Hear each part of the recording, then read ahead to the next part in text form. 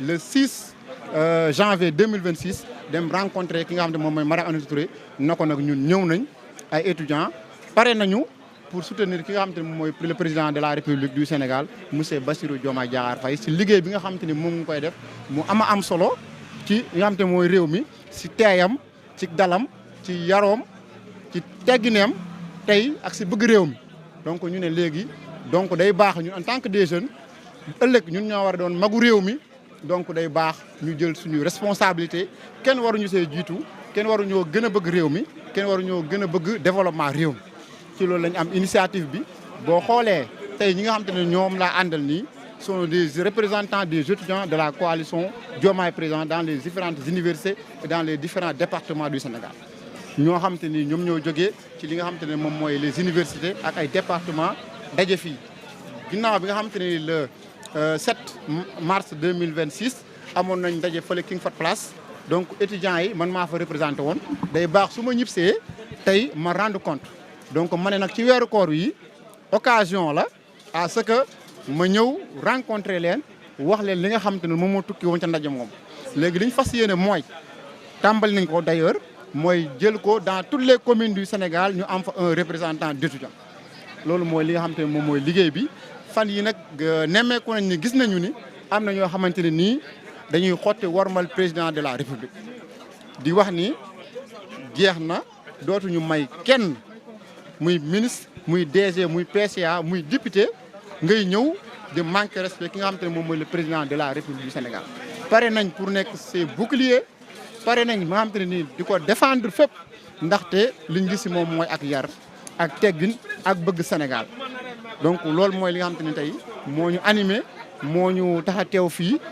si ndogu bi d'ailleurs mënuma wax ba pare du ma remercier aussi ki nga xamante ne mooy madame la superviseure ci liggéey bu am solo boo xam ne nii mu ngi koy def donc si disponibilité am si jàppale jeunesse bi si jàppale étudiants yi di waat étudiants yëpp naan leen nañu continuer jàppale ki nga xamante ne moom mooy le président de la République du Sénégal soxla nañu te xam nañ ne dimbale ko moom mooy njëriñu réew mi dimbale ko mooy njëriñu Sénégal moo waral tey ñu daje fi nga xamante ne nii moom mooy ko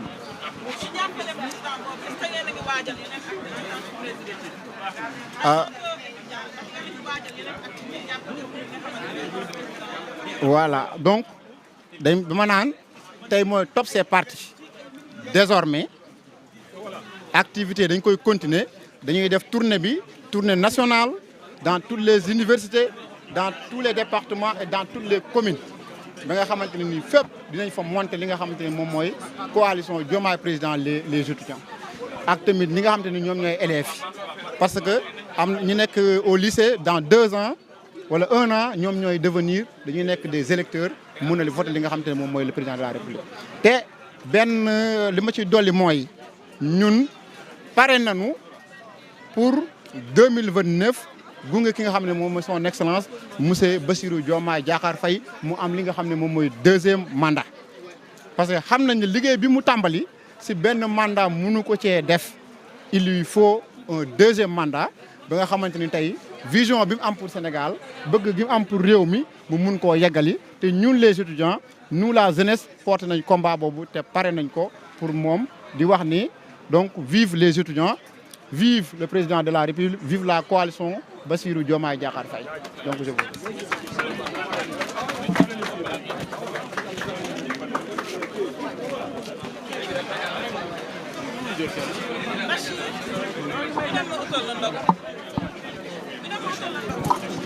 yow bàyyi loon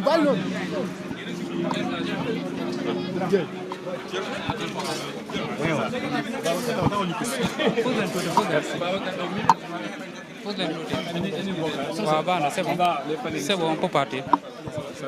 Voilà, c'est Amadou Ciss, le chargé de communication de la coalition Diomaye des étudiants. C'est le chargé de com des étudiants de la coalition Diomaye. Donc, je suis étudiant à l'université Cheikh Anta Diop de Dakar, au département d'anglais, en master 2 spécialisé en études américaines et caribéennes.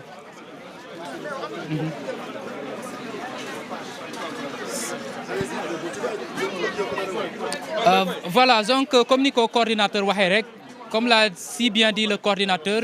des étudiants de la coalition Diomaye. En tout cas, nous sommes prêts, en tant qu'étudiants, nous sommes prêts en tant que représentants d'étudiants, d'accompagner le président de la République du Sénégal, son Excellence Bassirou Diakhar Diomaye Faye, pour porter le Sénégal et concrétiser, traduire cette vision Horizon 2050, un Sénégal souverain, juste et prospère, pour matérialiser ko ñun pare nañ pour accompagner le président ci li nga xamante ne moom lañ sumb mu nekk le projet. Dinañ ko matérialiser ñun aussi en tant que représentant d'étudiants dinañ dox ci université du Sénégal ñu installer fa ay cellules installer fa ay représentants d'étudiants comme ça ñu mën a vulgariser mën a communiquer ci li nga xamante ne moom mooy liggéey président. Parce que coordinateur wax na lu am solo tout à l'heure mu nekk président gis nañ que ne dafa xaw a wéet tuuti ci li nga xamante ne mooy langue bi parce que dafa soxla ay ndaw yu njaflaf ay ndaw yoo xam ne pare nañ pour accompagner ko ci li nga xamante ne moom mooy liggéey bi. Gis nañ que ne bëgg na liggéey Sénégal mais ñun aussi en tant que jeune étudiant lan mooy suñu contribution parce que le président américain dafa daan wax lu am solo muy président nu mu tudd président Kennedy nee na don't ask yourself what your country can do for you but ask what you can do for your country. Kon tey jii dañoo war a contribuer ci li nga xamante ne mooy le développement du Sénégal te pour ñun loolu dañ koy commencer ci université yi parce que université yi mooy caslaay bi te dinañ monter coordination bi dans toutes les universités du Sénégal. Je vous remercie. Merci.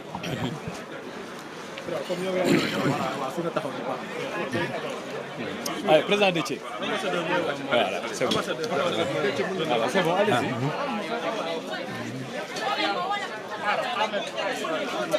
Voilà.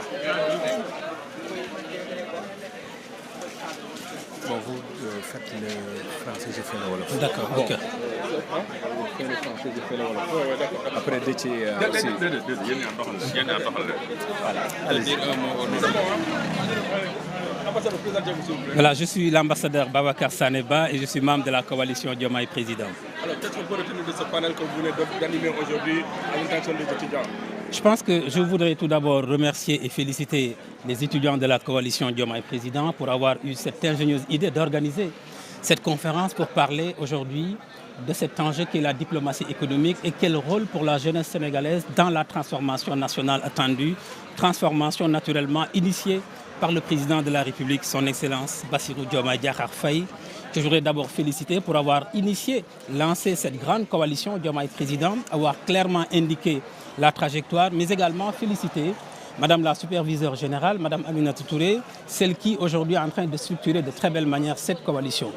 Les pays se développent en identifiant leurs avantages comparatifs. Un des avantages comparatifs du Sénégal, c'est la jeunesse. Nous avons une jeunesse dynamique, une jeunesse bien formée, une jeunesse qui innove. Et aujourd'hui, c'est cela que les jeunes étudiants de la coalition ont tenu à montrer. Comment aujourd'hui, dans un monde de compétition très dense, compétition pour les marchés et compétition pour les ressources, comment aujourd'hui, dans un monde géopolitiquement fragmenté, avec des rapports de puissance, comment les jeunes du Sénégal peuvent aider la République, peuvent aider le pays, peuvent accompagner la vision du président de la République pour placer et pour insérer efficacement le Sénégal dans les chaînes de valeur mondiale, parce que la compétition aujourd'hui se joue dans la capacité des États à mobiliser leurs forces vives. La première force vive du Sénégal sont les jeunesses. Alors aujourd'hui, une coalition, la coalition Diomaye Président, c'est une coalition politique d'accompagnement de l'action présidentielle, c'est une coalition de pédagogie, d'explication de l'ensemble des actions du président de la République, mais c'est aussi une coalition mobilisatrice pour mobiliser l'ensemble des Sénégalais et des Sénégalaises derrière la vision du président de la République qui est de bâtir un Sénégal souverain, juste et prospère. Mais comme nous sommes dans un monde de compétition, il faut que le Sénégal puisse s'accompagner, s'armer de l'ensemble de ses forces vives pour pouvoir engager cette grande trajectoire, cette grande querelle dans une Afrique aujourd'hui intégrée dans le cadre de la mise en œuvre de l'accord de libre-échange, la ZLECAf. Et c'est pourquoi il est pertinent de savoir que la diplomatie, c'est devenu un levier, parce que la compétition entre les États, ce n'est plus une compétition militaire, c'est aujourd'hui une compétition économique, c'est une compétition technologique, c'est une compétition dans le domaine de la science, comme disait Dr Djibril Togala, c'est aujourd'hui donc une guerre de l'innovation. Et je suis heureux de voir que les jeunes étudiants de notre coalition, la coalition Diomaye Président, aujourd'hui investissent le débat, investissent la grande querelle, puisque la grande querelle, c'est effectivement accompagner les mutations du Sénégal dans un monde changeant. Merci. waaw wolof fi laay def waaw merci ambassadeur kaay ni waaw c'est bon waaw ok ah ah fii la voilà c'est bon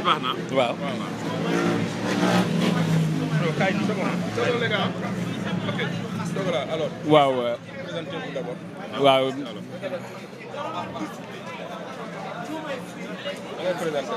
docteur Djibril Togola,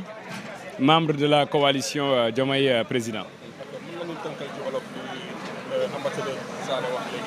waaw xam nga ambassadeur Sané daanaka tënk na lépp tey étudiants yi nga xam ne mooy étudiants yi nekk ci université wërngal képp yi te bokk ci biir coalition Diomaye Président ñoo am initiative bu am solo initiative bi nag initiative politique la mais initiative intellectuelle la parce que dañoo woo ci benn ndogu mais ndogu autour d'une thématique bu am solo boo xam ne dañoo waroon xalaat pour xool naka la jeune Sénégal ndaw Sénégal di positionné woo di contribuer ci li ñuy wax la diplomatie économique et la souveraineté économique du Sénégal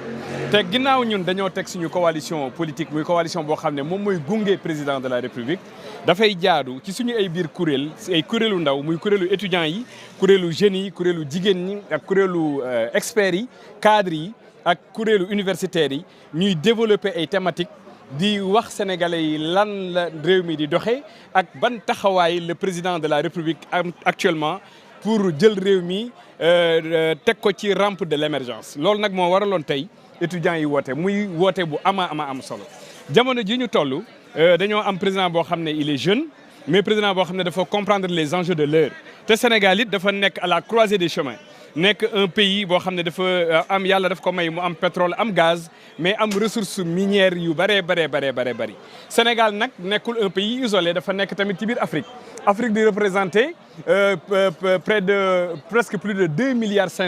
de population d'ici quelques années nekk également une forte potentialité boo xam ne foo ko tabb rek weesu na ko ci ressources minéralières ci ressources naturelles donc ñu war a nag ñun rattraper gap bi nga xam ne moom moo dox suñu diggante ak Occident loolu moo tax jeunes yi ak étudiants yi seen taxawaay am solo looloo tax ñun jeunes yi ñu leen di tàggat di leen gunge ñun ñi nga xam ne ñun ñoo nekk ci yeneen instance yi ci biir coalition bi pour ñu jouer seen rôle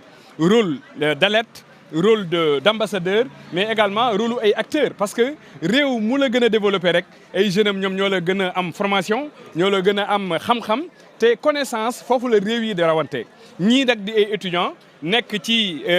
université yi di wut xam-xam tey dañ leen a war a jàppale ñu gën a tàggatu bañ a nekk ay jeunes yuy saaga bañ a nekk ay jeunes yuy taal bañ a nekk ay jeunes yuy yàq alalu réew mi wala ay jeunes yuy xaxar ay mag ak ay kilifa diine mais ñu nekk ay jeunes yoo xam ne dañuy apporter de la qualité dans le débat intellectuel di apporter une contribution scientifique dans la réflexion li nga xam ne moom moo mën a jëmale réew mi kanam gunge autorités yi gunge le président de la République ngir mu mun a jël Sénégal transformer ko ba mu nekk un pays émergent te ndax loolu mooy yaakaar bi nga xamante ni 54%